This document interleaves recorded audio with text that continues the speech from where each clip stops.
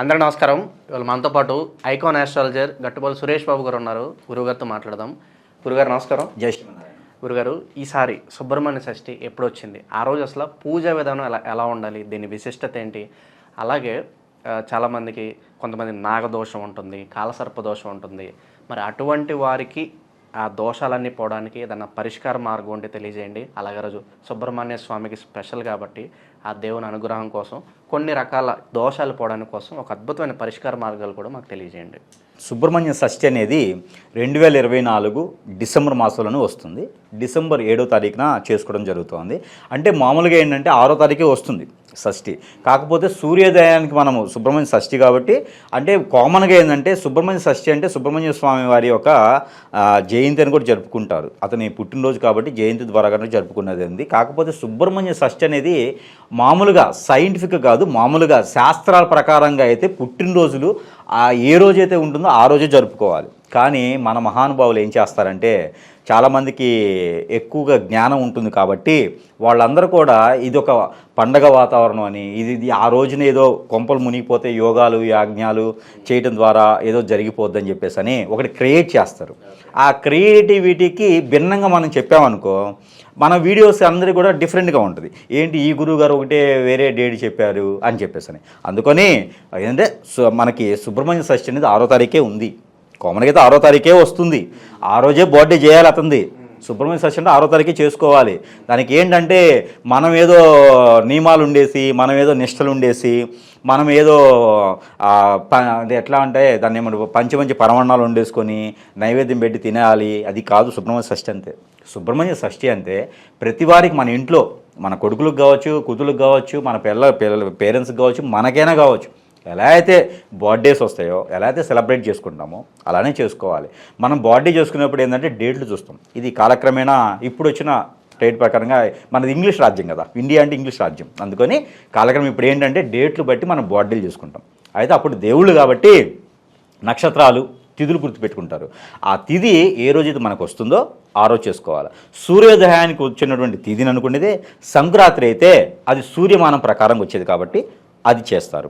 అలానే వినాయక చవితి అయితే సూర్యమానం ప్రకారంగా చేసేదానికి ఉన్నది. ఎందుకంటే ఆయన పుట్టినరోజు ఆ రోజు కూడా. కాకపోతే మన మహానుభావులు క్రియేట్ చేసి సృష్టించుకునే కొన్ని ఉంటాయి కదా, సూర్యోదయానికి ఏ తిథి ఉంటే అదే చేయాలి, అది సూర్యమాన ప్రకారంగా అని ఉంటుంది. అంటే చంద్రమాన ప్రకారంగా అంటే సాయంత్రం పూట చేసుకునే దీపావళి అయితే సాయంత్రం పూట చేస్తారు. అదే నవరాత్రుల్లో కార్తీక మాసంలో దీపారాధన అయితే సాయంత్రం పూట చేస్తారు కాబట్టి సాయంత్రం పూట తిథిని చూస్తారు. మన మహానుభావులు క్రియేట్ చేసినవి అనమాట ఇవన్నీను. అయితే సుబ్రహ్మణ్య షష్ఠి 6వ తారీఖే వస్తుంది. కాకపోతే మన మహానుభావులు చెప్పేదంటే 7వ తారీఖే చేయాలి, 7వ తారీఖు యజ్ఞాలు చేయాలి, 7వ తారీఖే గుడి ఆచరణ చేసుకోవాలి అని చెప్తున్నారు. కాబట్టి 2 రోజులు చేసుకోవచ్చు. ఎవరికి ఏ రోజు అనుకూలంగా ఉంటే ఆ రోజు చేసుకోవచ్చు. సూర్యమానం ప్రకారంగా అయితే 7వ తారీఖు వస్తుంది. కామన్గా సుబ్రహ్మణ్య షష్ఠి అయితే 6వ తారీఖు ఉన్నది. 6వ తారీఖు మధ్యాహ్నం 2:20 స్టార్ట్ అయ్యేసి అది 7వ తారీఖు ఉదయం 11 గంటల వరకు, సుమారుగా 10:56 వరకు కూడా ఈ షష్ఠీ తిథి అనేది ఉన్నది. దీంట్లో మంచి ముహూర్తం అయితే కేకులు కట్ చేసుకోవాలి. కానీ సుబ్రహ్మణ్యేశ్వర స్వామి వారికి కేకులు కట్ చేయడం కానీ అంటే ఇప్పుడు ఆచారాల ప్రకారంగా ఇప్పుడు జనరేషన్ ప్రకారంగా చెప్పాలి మనం. అంటే మన ఇంట్లో ఒక దేవుడు ఉన్నాడు, అందులో సుబ్రహ్మణ్య స్వామి కూడా ఒకరు ఉన్నారు, ఆయనకి మనం కేక్ కట్ చేయాలని చెప్పేసి అని ఎగ్గులేసి చేసేది కాకుండా ఈ యొక్క ఫ్లేవర్ డ్రింక్స్తో చేసేటువంటి కేక్స్ ఏమైనా ఉంటే కూడా స్వామివారికి క్యాండిల్స్ వెలిగించకుండా కర్పూర దీపాలతో చేసుకోవచ్చు. ఇక గోధుమ రొట్టెలు కానివ్వండి, ఇక నైవేద్యానికైతే ఇది శుక్రవారం రోజున 6వ తారీఖు చేసుకునే వాళ్ళు అయితే కనుక సాయం సంధి వాళ్ళు చేసుకునే వాళ్ళు సాయంత్రం అయితే 5:40 తర్వాత మంచి ముహూర్తం ఉంటుంది కాబట్టి 6వ తారీఖు చేసుకుంటే మరీ మంచిది. గోధుమ రొట్టెలు ఉప్పు లేకుండా కాల్చుకోవాలి. ఈ గోధుమ రొట్టెలు ఉప్పు లేకుండా కాల్చుకొని దానిపైన బెల్లం కనుక రాసి ఆ స్వామివారికి నైవేద్యం చేసినట్లయితే సాయం సంధి వేళలో 2 ఒత్తులేసి 2 ప్రమిదలతో దీపారాధన చేసుకొని ఇంకా వీళ్ళకి ఉప్పు దీపం చేసుకుంటే కూడా మరీ మంచిది.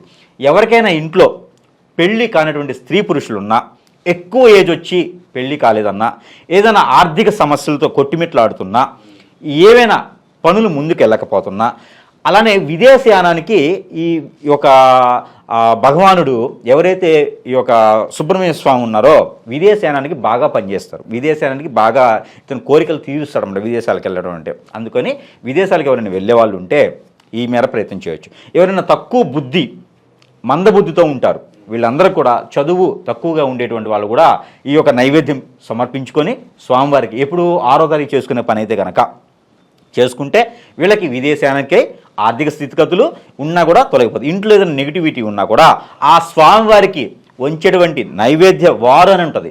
వారు అంటే ఒక గ్లాసులో నీళ్లు తీసుకొని దానిలో పసుపు మాత్రమే వేసి 2 గింజలు బియ్యం వేసి ఒక కర్పూరం బిళ్ళ ఆ వాటర్లో వేసి అది వారు అంటాం. ఆ వారుని స్వామివారికి హారతి ఇచ్చిన తర్వాత ఈ గ్లాసులో ఉన్నటువంటి వారుని తీసుకొని స్వామివారికి ఇలా 3 సార్లు 3 ఏళ్ళు అందులో ముంచి 3 సార్లు స్వామివారికి ఇలా వారు పోసి దండం పెట్టుకుంటే ఆ పూజ అనేది పూర్తి సంపూర్ణమైనట్టు. అప్పుడు మనం కోరినటువంటి కోరికలు ఏవైతే ఉన్నాయో ఈ వారు 3 సార్లు పోసిన తర్వాత ఆ స్వామివారికి నమస్కారం చేసుకోవాలి. ఓకేనా?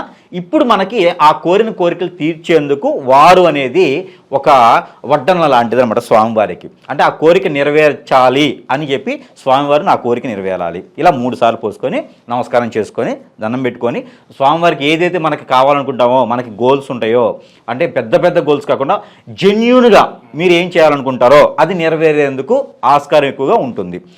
ఎందుకు ఆ రోజే చేయాలి అంటే షష్ఠి రోజున కనుక సుబ్రహ్మణ్య స్వామిని కొలవడం ఎందుకు అంటే మన బర్త్డే రోజున ఎవరైనా ఏదైనా గిఫ్ట్ ఇస్తే మనం ఎంత ఫీల్ అవుతాం? విడి రోజున మీకు 1 కోటి రూపాయలు తెచ్చివ్వండి, మీరు పెద్దగా ఫీల్ అవ్వరు. అది బిజినెస్ మ్యాటరో లేకపోతే ఆస్తులు కలిసి వచ్చాయి అనుకుంటారు. కానీ మీ బర్త్డే రోజున చాక్లెట్ ఇవ్వండి, మీ బర్త్డే రోజున చాక్లెట్ ఇస్తే చాలా హ్యాపీగా ఫీల్ అవుతాం మనం. అలానే సుబ్రహ్మణ్య షష్ఠి రోజున మనం ఏది సమర్పించినా కూడా స్వామివారికి అది చాలా హ్యాపీగా ఫీల్ అవుతారు. ఆ సుబ్రహ్మణ్య స్వామివారికి ఒక్కని పూజిస్తే వాళ్ళ నాన్నగారు, వాళ్ళ అమ్మగారు, వాళ్ళ అన్నయ్య గారు, వాళ్ళ చెల్లి గారు అందరూ కూడా ఉమ్మడి కుటుంబంలా వచ్చేసి ఇంట్లో ఎడబాటు ఉన్నటువంటి సంసారాలు కూడా నిలబెట్టేందుకు ఉంటుంది. కాబట్టి సుబ్రహ్మణ్యేశ్వర స్వామివారిని పూజించుకోవడం వల్ల ఇలాంటి ఏమైనా రుమ్మతులున్నా విఘ్నాలున్నా తొలగిపోయేందుకు ఉంటుంది. కాబట్టి వాళ్ళ కుటుంబ సమేతంగా కుటుంబాన్ని దీవించేలా ఉంటుంది. కాబట్టి ఉమ్మడి కుటుంబాలు నిలబడాలనుకున్న వాళ్ళు శుక్రవారం రోజున, శుక్రవారం ఇంకోటి ఏంటంటే 6వ తారీఖు శుక్రవారం అన్నీ కలిసి వస్తుంది. ఎవరైనా కలత్ర దోషం అంటే పెళ్ళిళ్ళలో కలత్ర దోషం అంటే మగవాళ్ళలో ఉంటే పెళ్ళి అవ్వదు, ఎంత వయసు వచ్చినా వయసు వెళ్ళిపోతూనే ఉంటుంది, వాళ్ళకి పెళ్ళిళ్ళు అవ్వవు. అలానే పెళ్ళైనా నిలబడదు, విడాకులకు వెళ్ళేదానికి. అందులోనూ ఇంకో విషయం ఏంటంటే ఇవన్నీ ఒకటైతే కోర్టు వ్యవహారాలు ఉంటాయి, కోర్టులో చుక్కెదురు వస్తూ ఉంటుంది. వీళ్ళందరూ కూడా కలత్ర దోషంతో బాధపడుతుంటారు. పెళ్ళైనా పిల్లలు పుట్టిన వాళ్ళు ఉంటారు. వీళ్ళందరూ కూడా 6వ తారీఖు సాయం సంధి వేళలో కనుక ఇంట్లోనే దీపారాధన చేసుకుంటే మరీ మంచిది. లేదు ఎక్కడైనా సుబ్రహ్మణ్య స్వామి టెంపుల్ ఉంది, ఆలయం ఉంది అనుకుంటే అక్కడికి వెళ్ళేసి అభిషేకం చేసుకుంటే మరీ మంచిది. సుబ్రహ్మణ్య స్వామికి పంచ అభిషేకం అనేది మంచిదన్నమాట. అంటే పంచ అభిషేకం అంటే ఎలా చేస్తారంటే పాలు, నెయ్యి, నీరు ఇలా అన్నీ కలిపేసి చేస్తారు. ఆ పెరుగు కూడా ఇస్తారు, షుగరు ఇవన్నీ కూడా కలిపేసి షుగర్ బదులు బెల్లం వేసుకోవాలి, లేకపోతే చెరుకు రసం వేసుకోవాలి. ఈ రకమైనటువంటి అభిషేకం చేసుకోవడం ద్వారా మరీ మంచిది జరుగుతూ ఉంది. అయితే దీన్ని 7వ తారీఖు చేసుకోవాలనుకుంటే ఎవరైనా 6వ తారీఖు కుదరలేదు 7వ తారీఖు చేద్దాం అనుకుంటే 7వ తారీఖు ఏంటంటే శనివారం అవుతుంది. డిసెంబర్ 7వ తారీఖు 2024 సంవత్సరం శనివారం అవుతుంది. కాబట్టి ఆ శనివారం రోజున కనుక ఉదయాన్నే 9 గంటల నుంచి 10 గంటల 30 నిమిషాల వరకు రాహుకాలం ఉంటుంది. ఈ రాహుకాల సమయంలో ఎవరైనా ఇంట్లో రాహుకేతు దోషం కానీ, శుక్రదోషం కానీ, అలానే బుధ దోషం కానీ, లేకపోతే కుజదోషం కానీ, కాలసర్ప దోషం కానీ ఇలాగ ఎవరైనా పెళ్ళిళ్ళు కానిటువంటి వాళ్ళు, ఆర్థిక స్థితిగతులు ఎవరైనా ఉంటే, ఆడపిల్లలు ఎవరైనా పెళ్ళిళ్ళు కానిటువంటి వాళ్ళు, ఇలా ఇప్పుడు మనం చెప్పుకున్నటువంటి గ్రహ దోషాల నుంచి బాధపడుతూ ఉండేవాళ్ళు ఎవరైనా ఉంటే వీళ్ళందరూ కూడా రాహుకేతు పూజ చేస్తే చాలా మంచిది. ఆ సమయంలో ఉదయం శుభముహూర్తం కూడా అదే ఉంది. దీపారాధన చేసుకోవాలనుకున్నా, పూజ చేసుకోవాలనుకున్నా కూడా ఆ రోజు రాహుకాల దీపం అని పెడతారు. ఆ రాహుకాల దీపం కూడా ఈ సుబ్రహ్మణ్య షష్ఠి ఆ రోజుకు ఉంటుంది. కాబట్టి మనం అనుకున్నట్టు 10 గంటల 56 నిమిషాల వరకు ఉంది. కాబట్టి ఈ 9 గంటల నుంచి 10 గంటలన్నర అంటే 10 గంటల 30 నిమిషాల వరకు కూడా ఈ గంటన్నర సమయంలో కనుక ఈ రాహుకాలం కూడా కలిసి వస్తుంది. కాబట్టి అందులోని శనివారం శని భగవానుడు మారేటువంటి కాలం. కాబట్టి శని భగవానుడు ఎవరికైనా బాధిస్తున్నా వాళ్ళు కూడా ఇక్కడ నెయ్యి దీపం పెట్టడం ద్వారా, సుబ్రహ్మణ్య స్వామి అభిషేకం చేయించడం ద్వారా, నాగపడిగలకు అభిషేకం చేసుకోవడం ద్వారా, లేదా మానసాదేవి అమ్మవారికి అభిషేకం చేసుకోవడం ద్వారా కూడా వీళ్ళకి అత్యద్భుతంగా కలిసేటువంటి కాలం ఉంటుంది. కాబట్టి ఆ సుబ్రహ్మణ్య షష్ఠి రోజున వరి పేలాలను దొరుకుతాయి మనకి, అవి నైవేద్యం పెట్టి చేసుకుంటే మరీ మంచిది. లేదా జొన్న పేలాలు వేయించుకొని మనకి చిమ్మిరి టైప్లో మనకి పేలపిండి అంటారు, మనకి తొలేకాసులు చేస్తారు. సుబ్రహ్మణ్య షష్ఠి రోజు కూడా పేలపిండిని తయారు చేస్తారు. ఈ పేలపిండి నైవేద్యం పెట్టినా, అలానే చలివిడి నైవేద్యంలో సజ్జలేసి పెట్టినా కూడా చాలా మంచి ఫలితం అనేది ఈ గ్రహరీత్యా దోషాలు ఉన్న వాళ్ళకి అవన్నీ కూడా పటాపంచలు వేసి విఘ్నాలన్నీ తొలగిపోయేదానికి ఎక్కువ ఆస్కారం ఉంటుంది. ఇంకా ఆ రోజు కనుక మనం అనుకున్నట్లుగానే ఇది నాగమణి. ఈ సుబ్రహ్మణ్య షష్ఠి రోజు ప్రత్యేకించి ఏంటంటే ఏ మాసంలోనైనా షష్ఠి రోజు చేసుకోవచ్చు, అలానే కొన్ని నక్షత్రాలతో చేసుకోవచ్చు.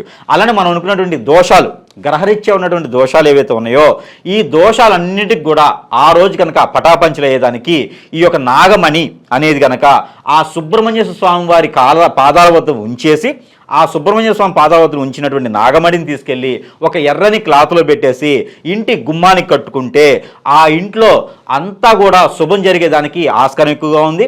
నెగిటివ్స్ ఏమైనా ఉన్నా కూడా పోయేదానికి ఎక్కువ ఆస్కారం ఉంది.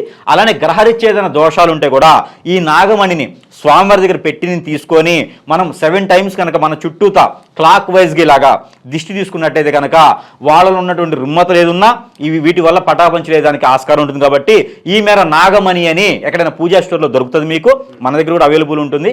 ఈ నాగమణి అనేది ఒకటి మనం సంపాదించుకొని ఒకవేళ కనుక మీరు డిసెంబర్ 7వ తారీఖున 6వ తారీఖున మీకు కుదరలేదు, ఈ షష్ఠి రోజు కాకపోతే మరోమారు వచ్చేటువంటి షష్ఠి రోజైనా మీరు చేసుకునే దానికి అవకాశం ఉంది. కాబట్టి ఆ మేర ఈ నాగమణి అనేది మీరు ప్రయత్నం చేసుకోవచ్చు. ఇందువల్ల నాగమణి ఉంటుంది. అయితే ఈ సుబ్రహ్మణ్య షష్ఠి రోజున 6వ తారీఖు అయితే మనం అనుకుంటే జొన్న రొట్టెలతో లేదా గోధుమ రొట్టెలు నైవేద్యం పెట్టేసి స్వామివారి వారు పోసి చేసుకోవాలి. అదే కనుక మరుసటి రోజు శనివారం రోజునైతే ఏదైనా ఆలయంలో రాహుకేతు పూజలు చేయించుకోవచ్చు.